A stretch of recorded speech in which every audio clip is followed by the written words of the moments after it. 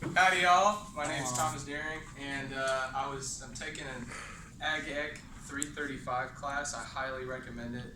It's for financial readiness, and it's basically my teacher. He gets us financially ready, and he tells us a lot about investing and saving and budgeting and a whole bunch of other stuff about school loans and retirement.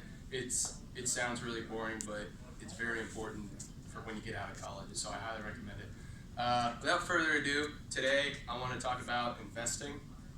Investing is a very important tool for you guys to master, to learn how to manage your money well. Investing is just one way of doing that. So, like Churchill says, who fails to plan is planning to fail. Just like you learn in the core, it's like, what is it, like a lot of percent of planning, and then you're actually executing the plan. 2/3, is that right? Is it 2/3 planning? Cool. Okay, you learned that in Army, right? What army? Or they don't pay attention. So, what is investing? It is more profitable than saving. If I don't know if y'all have checked your savings account, but you probably get like a 0.01% of interest on the money that you have in there, which is like a penny. It increases your returns.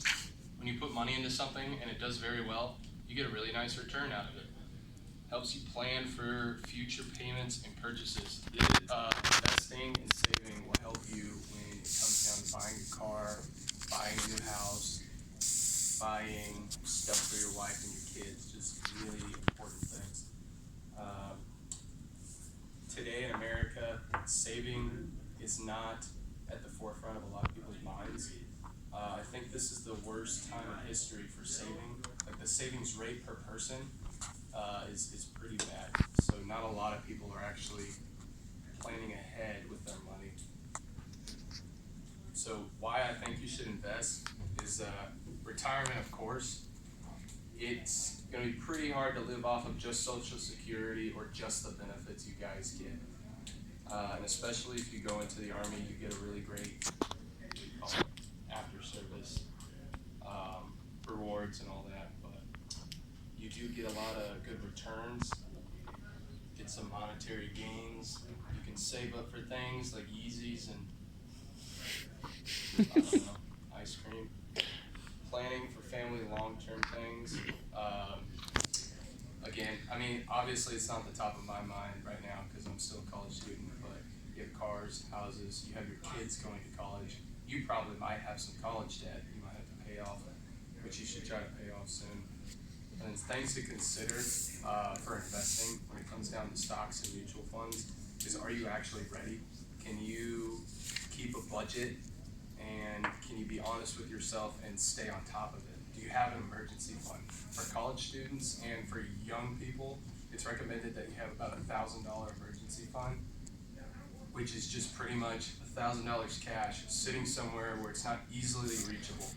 And so when things come up like flat tires or broke your ankle, you have something to fall back on.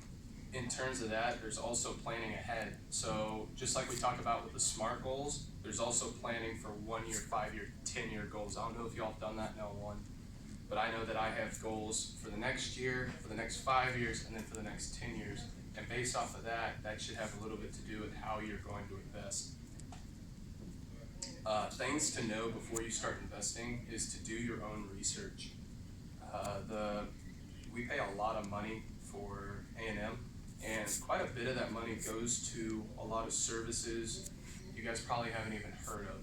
And one of those that I didn't know about until I started taking this class was the Money Education Center. It's in the pavilion right next to that really awesome grill and the financial aid center. In there they have one-on-one guys who can help you out, help you plan for the future, and then also to, I guess, just manage your money and your budget and get on top of it right now. There's just a lot of resources there, so I really recommend it. I'm taking another finance class, and there's a website that we go to frequently called Yahoo Finance, and pretty much you can look up any type of stock ever, and I think mutual funds also, and see how they're performing in the past, and what people think they're gonna perform in the future. How can you invest? There's several ways. There's stocks, and then there's actually mutual funds. And for you guys going into the Army, you're gonna have a chance to use the Thrift Savings Plan, which is the TSP. It's kind of like a company's 401k. There's several different options, but you put a certain amount of money into that, and you can choose how you want to do it. If you want to start putting money in that's taxed as soon as you put it in, and then it's not taxed when you take it out, or vice versa, you put it in tax-free right now, and it gets taxed when you take it out. So depending on where you're at in life and what you really want, you kind of decide right there. I actually use Robinhood, and it's this app that you just put money in, and you can look up stocks and buy stocks on there. So I have my own portfolio. It's not doing well at the moment, but it will do better because I'm investing, and it's a long-term game. It's not really investing if you're making money within a year, because that's more of like day trading stuff. And statistically, guys who actively trade stocks don't perform as well for the passive fund holders who just kind of diversify, invest, and then leave it for years. There's also the Roth IRAs. There's two different ones. There's a traditional and what was it? I think it's just a normal Roth, but they both work really well. Proceed with caution on this. Do a lot of research. If you're gonna start investing in individual stocks and diversify, start looking into the companies, see how they perform, see what they expect to do in the future, if they're expecting to grow in the future, if they're actually going to grow. And then going back to the diversification, I don't think I've explained that. If you get like one Walmart stock and then you just invest all into Walmart, you just get a lot of stocks, that's not going to go well if the stock value goes down. So if you go into Walmart, you go into Walgreens, and you go into like all these other kinds of stocks in different industries, that lowers your chances of losing out if one company does bad. It's like having all your eggs in one basket, per se. And so just remember that the higher the risk, the higher the return. It's not necessarily a good thing. You can invest into things with a lot of risk like Bitcoin and turn out well, or you can invest into a lot of other things and it just goes downhill. So it is not bad to play it safe, but the more important thing is to actually start playing. Who was it? Who's the guy, the really famous investor guy? I'm blanking right now. Carl Warren Icahn. Buffett. Oh. You know Warren Buffett? Yeah. He said he doesn't have a specific way of investing, he just invests. And so, like me, I sat on my butt for about 5 years of just not doing anything because I didn't know anything. When what you should do is just start researching, talk to other people that aren't your peers, talk to like your parents, see if they know anything, talk to the Money Education Center guys because they know a lot about that stuff. And yeah, so unless y'all have anything else, do we have any questions? Question? Yes. All right. So what are like the passive types of investing you're talking Oh, about? the passive Where types. can I invest? Where can you invest? Okay, let me go back. So, Fidelity and Vanguard are both pretty good websites you can go to. That's all online stuff. There's obviously smaller groups and smaller companies that will help you out investing in a portfolio. They have their own portfolios depending on what you're looking for. Also goes down to industry. So if you want to get into the medical industry or the retail industry, you can kind of say that and they'll look for the right ones.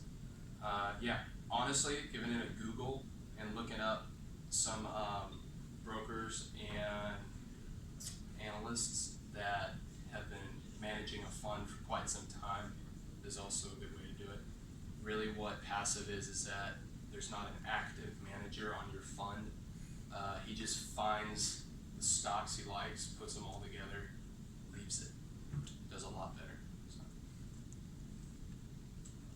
Yes. Can you talk about the thrift savings plan? I know that's Army related. Yeah, the thrift savings plan. All right, so it's a TSP, and what it is, it's just like a company's 401k, but it's only for the military. And there's about 5 different routes you can take. I don't know the exact details, but I know like if you want to invest in international stocks, they have that option. And what it is, just like a 401k, you take a certain amount of your income, they cap it, they only let you put in a certain amount. I think it's 19,000 right now, but it depends on what the IRS says. That's 10. You can invest into that, and depending on how you want it, it can be tax-free once you put it in, or it can be tax-free when you take it out. So there's that. Any other questions? Well, I'd like to thank you all for coming out today. I know I took a lot of time out of your busy schedules, and I appreciate it all. So beat the hell out of finals. Thank